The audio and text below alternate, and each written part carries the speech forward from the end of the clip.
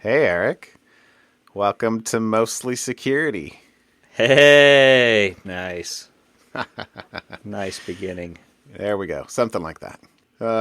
Wow, episode 28. We're getting up there. Hopefully we're getting better. Is it hailing out at your place? Not hailing, although I have seen flashes of lightning and the occasional loud thunderclap, but there are many seconds between the lightning and the thunder, so it is far away from me. But it's It, over towards your place. I was going to say it must be really close to me because it lit up the entire house and shook the windows about 15 minutes ago. So hopefully we don't get interrupted here. Yeah. Okay. Well, yeah, edit out any loud thunderclaps. Anything exciting this week? God, what did I do? I already told you my fishing story. So what did I do this last week? That is Oh, old news. we're actually starting a little late tonight We are. because my oldest, what was it, yesterday said, "Hey, Dad, I've never seen The Matrix. Can we watch The Matrix?" Why, yes. Why, Yes, yes, we we can. can.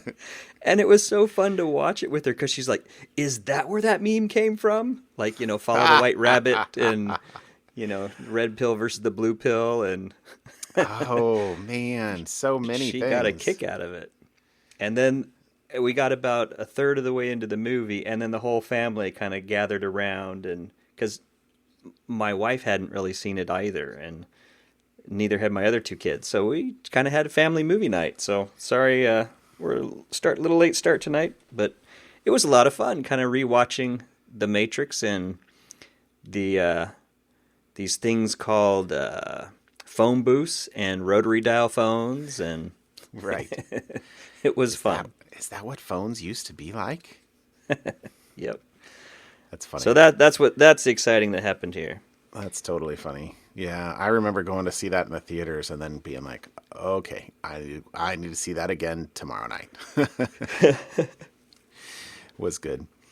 I guess a related thing has been going on around my house for the last week too. In that I don't think I mentioned this yet, but my older son decided after school was out that we need to watch all the Studio Ghibli movies. So Nice. he made up a list of, I don't know, 15 or so anime movies that we need to see, and we've been working our way through them. So we've seen probably 4 or 5 in the last couple of days, including, or in the last week, Howl's Moving Castle and Right. Princess Mononoke, and let's see, the other night was Tales from Earthsea, My Neighbor Totoro. We saw Your Name, which is not actually a Ghibli film, but is really good. Anyway, we've been doing a lot of anime around our place the last week. It's been yeah, twist my arm. No, no, don't make me sit downstairs and watch fun movies. Yeah. It's been good. Cool. It's been good. So we've got a ton of follow up. Yeah. Kick us off. Yeah. All right. Let's get going here. So the first is there was. I didn't think there was a big kerfuffle, or as big of kerfuffle as I expected there to be, about AT&T, Verizon, and Sprint tracking and selling everybody's location in real time. But evidently the kerfluffle was big enough because AT&T, Verizon, and Sprint are winding down their user tracking agreements. And I And saw the Krebs article followed up with an update later that T-Mobile is also winding down. yes, and one of the people credited with it was Ron Wyden, our senator. Yep. He's always been great for privacy and technology, so He really has. good to be from Oregon. Yeah. I this is probably a weird thing in this day and age, but I kind of like my senator. Anyway, Yeah. yeah. So anyway, so awesome, good. So the big four at least, and Yeah. we'll see. These situations always seem to come back around. So in another few years, I'm sure it'll be happening again, and maybe people will care a little bit less. But at least at the moment, they still care. That's good. All right. So then, following on that one, what was it? 2 weeks ago, we talked about the Apple WWDC event and the new notarized apps. Yep. One of the points that I don't think we made, I was listening to the ATP podcast, the Accidental Tech podcast, and John Siracusa made a good point about the notarized apps related to security, which I don't think we mentioned, and would be good to point out that Apple now previously that you had your developer ID certificate, and if something went wrong with your apps, your developer ID got revoked, and then every app you signed with that, so you could have multiple apps, would now be invalid and revoked. You'd have to rebuild and distribute all your apps if you had more than one app signed with a developer ID. And the notarized app option allows Apple to just revoke a single app. So if just one of your apps got infected or malware somehow, Apple could just revoke that one, that notarized app, as opposed to your entire developer ID. Okay. So, yeah, that's much more targeted. Yeah, that is a nice feature about that.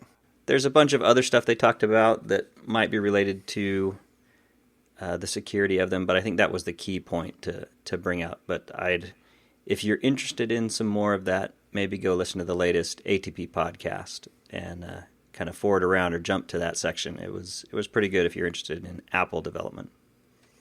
So another one going even farther back. Remember, I think it was your Something Fun. Got to be a couple months ago now. At this point in time, yeah, you had the right to repair video about the John Deere tractors and the Ukrainian software, I think. Yes, to people hacking their tractors. Yeah, hack their tractors so that they can actually repair them. And this is a related link in that Apple actually lost a case in Australia about the right to repair. Basically, people who had something go wrong with their phones, maybe Touch ID iPads sensors. too. It seemed like Touch it ID was sensors, wasn't it? Seems like it was mostly the Touch ID, and they got the Error 53, and so they basically bricked their devices. And Apple's statement in this was that but the Touch ID is critical. If it's tampered with, it's a security feature that it basically won't allow the phone to boot because something could be listening in between the secure enclave and the Touch ID. But the case basically says that you can't prevent third-party repair shops from fixing your devices. Fixing devices. So anyway, so that is a I think net a good thing. I do think it kind of gets tricky when you are trying to use hardware to ensure a protected path between on-device hardware componentry. That certainly is a interesting area, but net, I think it's really important that we be able to fix our things as we go forward. I think, maybe it's because I'm from Oregon, and so reduce first, but the disposable economy kind of drives me a little bit bonkers. Yeah. So anyway, I thought that was a interesting. It not maybe necessarily a full on topic, but related to something we talked about a couple months ago. Final bit of follow up then is another one of the Something Funs last week or the week before on the concrete 3D printer. Yes. Apparently, in the Netherlands, They are actually 3D printing homes that will be livable in, which is really, really cool. That is fantastic. That is fantastic. I read this link, or I looked at this link. It looked like it was more printing Parts. parts, and It's Lego and Lego then, bricks almost. exactly, and then putting them together, as opposed to having the link you had the couple weeks ago looked like it was, Right. some massive, printing the house in place kind of Right. thing. Which anyway, but yeah, the world of I don't know, art deco, designer homes. I don't know. Yeah. I'm thinking of the things that you can, you could do. Well, and I love I, it because there's no restrictions on shapes now. The problem exactly. with Yeah. corners and curves in homes is that it increases the cost of the home. But if you're printing the parts, Be curves really and cool. squares cost the same to print. So, So I have to just, slight detour here. Have you ever been down to the Enchanted Forest amusement park outside of Salem? no. Okay. Well, it's a quote unquote amusement park, but it's more for little kids because Yeah. it was basically done by a family in the 60s, I think. But they were literally just, wheeling up bags of cement, mixing it and putting things together. But there's all sorts of cement sculptures and little houses, and I don't know. It's very quirky. I'm sure they could shoot an episode or three of Portlandia there, but that's what one of the things that this made me think of is, well, how cool? How many things could you print in a little amusement park thing where, just make the arm go over there and then it prints a little mushroom, and then make the arm go over there and it prints a Right. fairy figure, or anyway, I don't know. Be pretty cool. Anyway, all right, awesome, fun, non really security related, but fun things. Fun follow up. Yep. All right, what you got for me tonight? So tonight I wanted to chat a little bit about WebUSB. WebUSB. Yes. So because your browsers do not have access to enough stuff, Google decided that it would be a great idea to allow your browser access to things you plug into your USB ports directly. And, kind of the idea, I What think, could was possibly go wrong? exactly. The quote from their documentation is the WebUSB API provides a way to safely expose USB device services to the web. Is this for Chromebooks?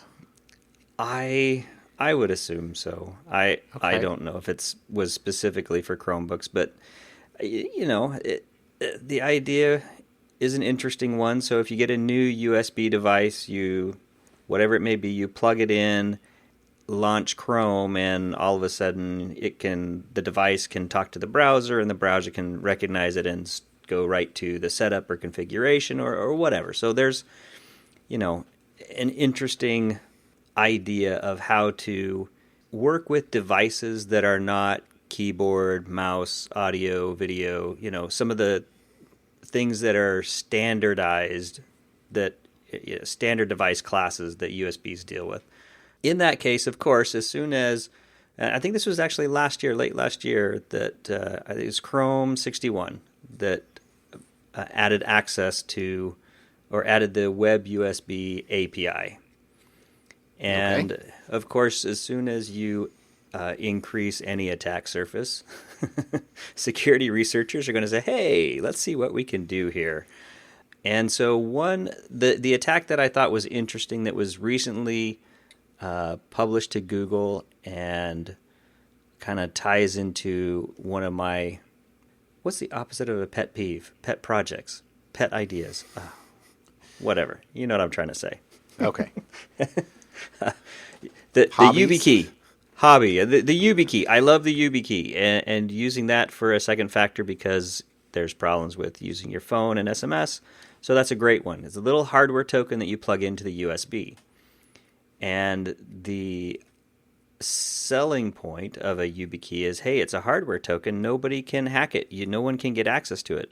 But you know what the YubiKey uses to communicate with the browser? I'm going to go with USB. Why, yes, John, it's a USB port.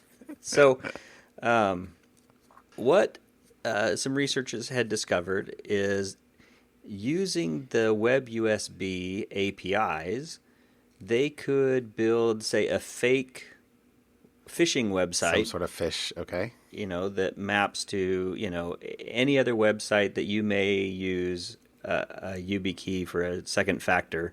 Okay. But you put, your fake website in front of that, and the user logs in with their username and password, and then pops their key in to do the, hey, use your security key, and they can intercept that and turn around and, as the bad guy, log into the real site.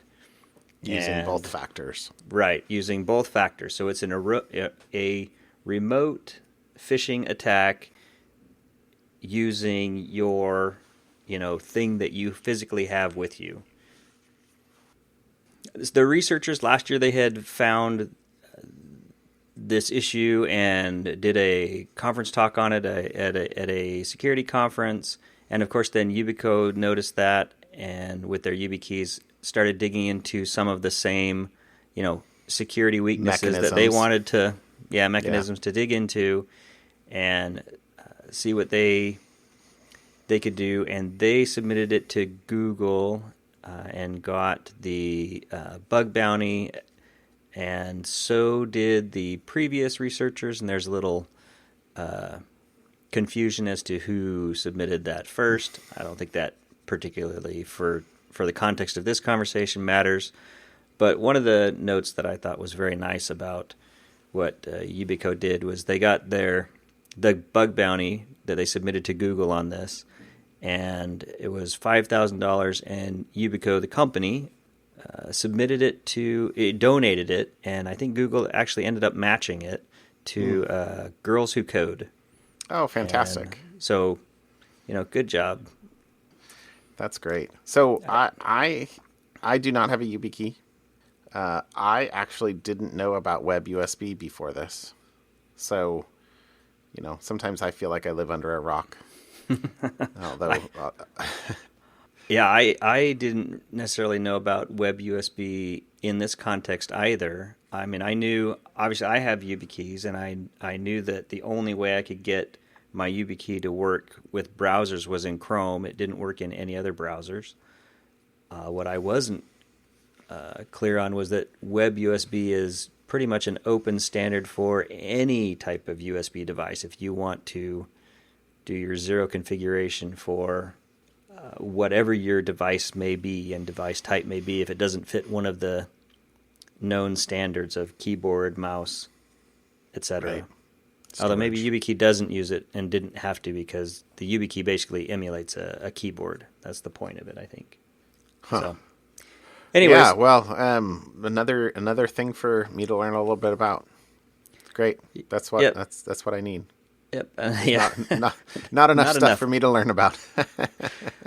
But I guess the point, the point really there is, even if you are paying attention and trying to do even the best things, you still have to be vigilant about websites you go to. Or I'll be interested to see how, browsers are changing in the next, months or a year or so, how they display the security, Yep. It'll be interesting to see if that helps make a difference, so that it becomes more exception as opposed to notice the green padlock instead of, sirens and warnings and everything else. Right. The inversing of your browser, instead of showing you when something's secure, it's going to show you when it's insecure. Right. Exactly. So, yep. Good stuff. Yeah, very, very good stuff. Nice topic. All right. The thing that I brought tonight is something I actually read it on Krebs, but it looks like Krebs was working with a security researcher from Tripwire on the ability to use or the ability to essentially talk to devices inside your network without authentication and find out, for example, where you are. So I don't quite know how to get into this topic first, but I guess the start with the vulnerability maybe and get into a little bit about how and why. But the actual deal in here. So it says the title of the Krebs article was Google to fix location data leak in Google Home and Chromecast. So essentially the deal is that if you're on a local Wi-Fi network that a Google Home or a Chromecast is on, you can actually talk to those devices without any form of authentication. So if somebody gets either some malicious software that has network access inside your network, or you run a malicious plugin of some sort in a browser that has unlimited access to the network, they can look for these devices on your network and talk to them. And then they can also potentially do some DNS trickery and get them to talk to you when they think they're talking to Google. And one of the things that you can get out of that is location data. And anyway, when the researcher first submitted it to Google, they basically said, go away. That's as designed. And then so the guy got Krebs involved, who was like, I don't think you really mean that, which is, so I don't know. There must be a story in there. The story is not explicit in here, but if you read between the lines, it's clear that something happened. But one of the things that isn't, I bet you that most people don't realize is that, Google and presumably many other companies track Wi-Fi networks and use them for geolocation. It's faster in most cases than GPS and can be more accurate. And so I actually have a couple of links that we can put in here, but one of them is to what and how that works. But you can test this yourself really easily, and I actually did it real quick before we started talking tonight by opening up a Chrome tab or a window in, what do they call that? Sorry, hold on. What do they call it? Incognito. Sorry, but anyway, so when it's incognito, it shouldn't have access to cookies and any other data that might be cached or shared. But if you go to Maps, even when you're incognito, it will be able to locate you. And how does it locate you?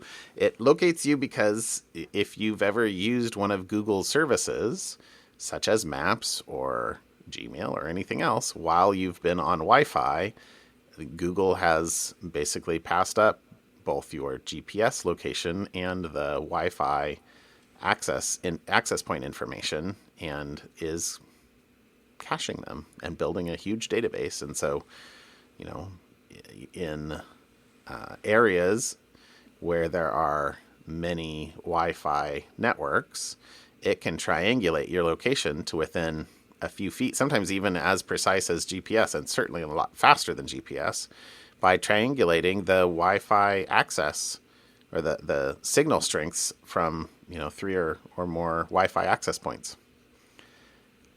So the researcher in this case said that he was able to distinguish between whether he was what did he say, in the basement or another area of the house, within approximately 10 meters of accuracy, which is I guess larger than general GPS, but sometimes GPS can be really slow depending on where you are, especially in cities. Yeah. Well, and it's just by IP, right? Google caches the IP and the location of that, where that IP address, or routers are able to, some routers are fixed to say, here's my physical location, and when it gets an IP, it reports that as part of its properties to Google, right?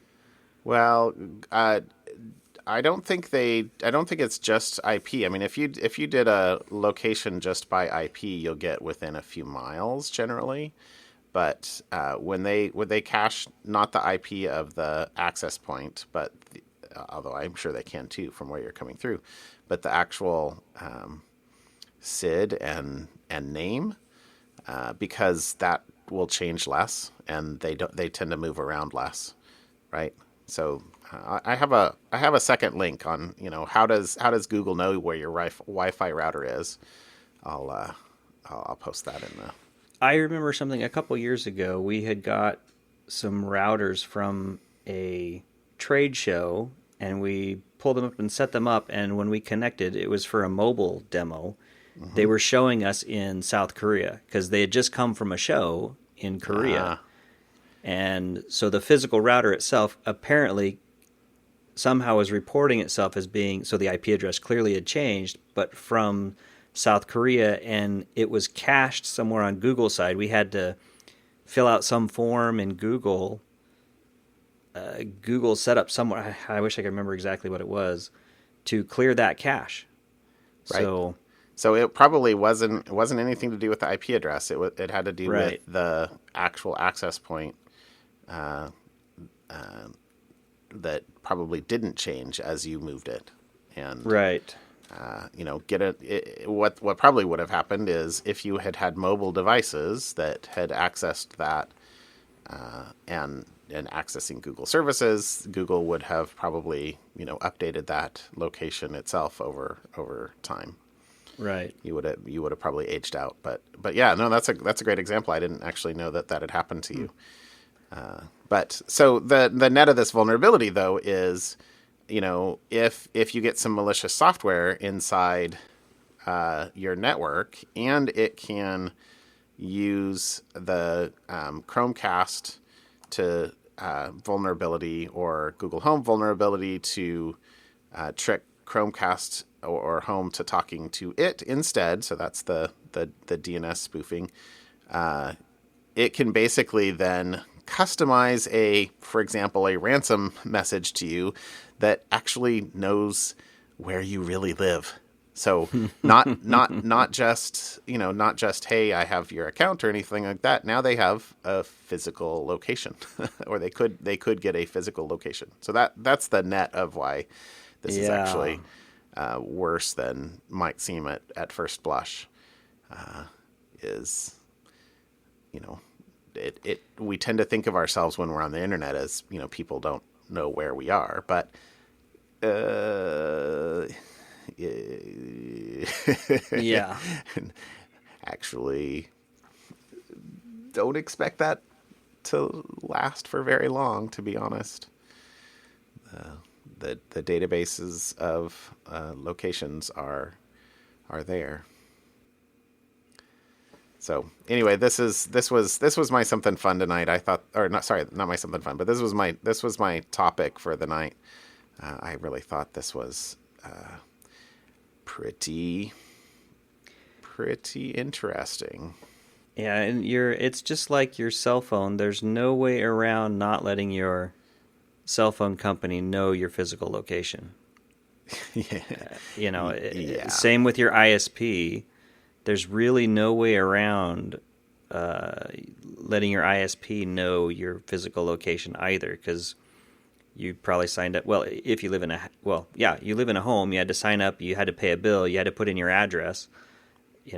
Addresses are physical locations on a map. So, yep. They do have some mitigation advice in here, which is basically IoT security rules, but it devolves to you should stick all your IoT devices on their own network segment and not have them on the same segment as, for example, your computer, whether that's with physical or logical segmentation. But let's be honest, that's maybe something that you would do or knowing you already have done, or you know, I could do, but that's not something my No, it's not family something. members would do or know. No, until routers can just do that automatically for you. That's not a it's not a feature the average person, the typical home user, is going to do. All right, All right. Well, I got a couple notes to throw in the show notes for this one. I do think that cool. both the Krebs article as well as the Google knows, how does Google know where your Wi-Fi router is a good thing to go check out. All right, something fun. Yeah. Let's do something fun. What you got for me? So my something fun, I kind of feel a little bit bad because it's not really fun. I mean, it's This is funny. your second week in a row of something I fun know. not being fun. This one's more funny than last time, though. But there was I don't know if it was a Kickstarter or, you know, one of those Indiegogo Kickstarter things, that there was a lock that they, like a padlock, that they wanted to be the world's first smart fingerprint padlock. You know, it's going to be unbreakable lock, they bragged about. They raised $320,000 in 2016. And it, you know, like a lot of IoT-ish or technology-related things on Kickstarter type things, they take a lot longer to actually get to delivery, from idea to delivery, than people think. So 18 months later, it takes longer to make a physical device than, you know, people think at the beginning. Yep. And so finally now, in the last few weeks, I guess, this $100 tap lock has been released. And the first thing that people have discovered as it has been released is that there are 3 critical flaws, which I will tell you about. Security is hard. Security is hard. But I'll tell you about the first one that isn't even really one of the flaws, but probably isn't a good thing anyways. The metal that they ended up using for the, I'm doing air quotes here, unbreakable durability. Okay. Material engineers happily point out that while its aluminum is lovely and lightweight, it's not very strong. It melts at high temperature. You know, it's great for door handles, but if you have a pair of bolt cutters, this is not a problem for bolt cutters. But that's not one of the 3 flaws. Flaw number one is the way it uses Bluetooth to lock and unlock. So somebody, Andrew Tierney, who works for Pentest Partners, took about an hour to find that the Bluetooth MAC address that it uses is also the same value they use to calculate the key to lock and unlock the device. And it's very simply the Bluetooth MAC address, MD5 hash, and the first 8 characters are the key, and the last 16 characters are the serial number. He could write a script, ported it to an Android app, and walk by any nearby tap lock wirelessly and unlock them via Bluetooth in 2 seconds. Just by listening to the broadcasted. Yes, the Bluetooth broadcast. So that's flaw number 1. Oh. So on to flaw number 2. A different researcher found out that the API endpoints, so the TapLock API, have no security checks beyond whether or not there's actually a valid token. So if you go create yourself a TapLock account and get a login, you now have a token, and since the token is valid, it will open any TapLock you have out there. So, same thing. That's flaw number 2.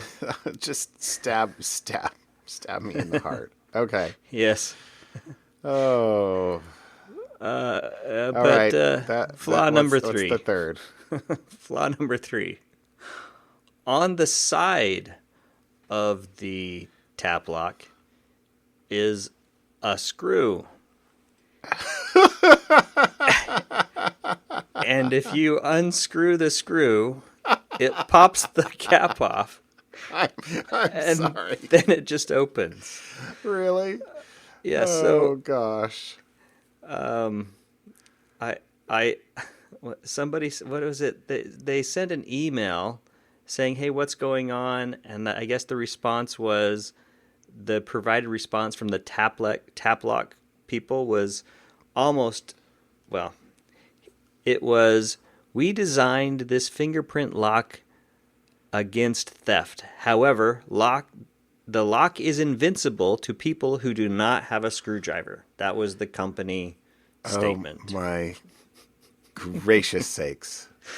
So just be careful what you're actually buying on the Indiegogos and Kickstarters Oh wow. as well. Check them out.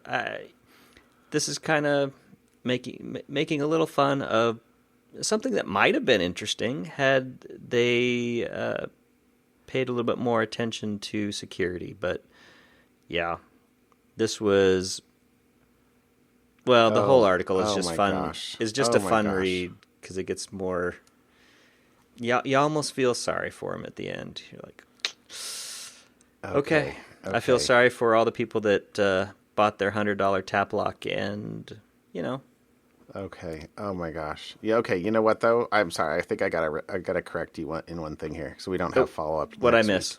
I think the screw is on a tap lock knockoff, because it says, with tap lock having done such a good job marketing its useless lock, there's already a tap lock knockoff that's even less secure. How is that possible? The manufacturer. The Got it. screw is on the knockoff, which is, Okay. but still, I'm sorry, but still, holy mackerel. Okay, I know what lock I'm not buying. Yeah. Oh my. Anyways, Okay, well that was that. I gotta say, you made me laugh out loud there. So just because you can add technology to something doesn't mean it's going to make it better. Oh, how true it is. Oh, how Anyways. true it is. I'm glad you caught Okay. that line. I did not notice that it was just a knockoff one. So All right. Well, I have something like completely different, but I saw a announcement come over this week, and I haven't actually played with this yet. So this is one of those things I went and I read a little. I think I read one of the tutorials or some of the code. But okay. So my something fun is a new startup called Pulumi, or yeah, I guess Pulumi. So Pulumi.io. So they have succeeded in having both a .io domain, which all the cool kids have, and a nonsense word. I wonder. It probably is. Maybe it means something in a non-English language. So before I go on criticizing them or anything. All right, what is this? This is, so you know I'm a fan of serverless. I'm a fan of yes, cloud services, not just throw some instances, virtual machines in the cloud.